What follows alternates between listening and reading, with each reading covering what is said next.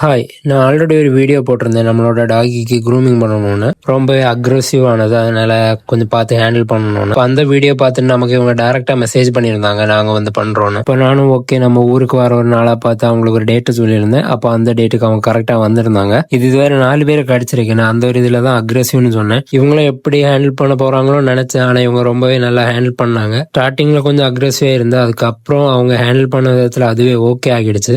அப்புறம் நீங்க பார்க்குற வீடியோ தான் இது. அதுவே இருந்து கொடுத்தது அவங்க குளிப்பாட்டுறதுக்கு. மொத்தமாவே க்ரூமிங்கும் கிளீனிங்கும் நெயில் கட்டிங் எல்லாமே அவங்க பண்ணாங்க. நீங்க ஃபர்ஸ்ட் பார்த்ததுக்கும் லாஸ்ட் பாக்குறதுக்கும் ரொம்பவே வித்தியாசம் இருக்கும். நாங்க இதுக்கு சீவி கொடுக்காததுனால ரொம்பவே இதுக்கு ஷெட்டிங் இருந்தது. அப்போ வீட்டுல ரொம்ப ஹேர் உள்ள டாக் வச்சிருக்க எல்லாருமே அதுக்கு கோம் பண்ணி கொடுக்கறது ரொம்பவே நல்லது. ஃபர்ஸ்ட் அதோட மவுத் கார்டே அவங்க ரிமூவ் பண்ணிட்டாங்க. இவங்களோட ஒர்க் ரொம்பவே நல்லா இருந்தது. நீங்களும் இந்த மாதிரி வீட்டுல வளர்க்குற கேட்டுக்கோ டாக் க்ரூமிங் பண்ணணும்னா இவங்களை காண்டாக்ட் பண்ணுங்க. இவங்களோட நம்பர் நான் ஸ்கிரீன்ல கொடுக்குறேன். பேஜை ஃபாலோ பண்ண மறந்துடாதீங்க. பாய்.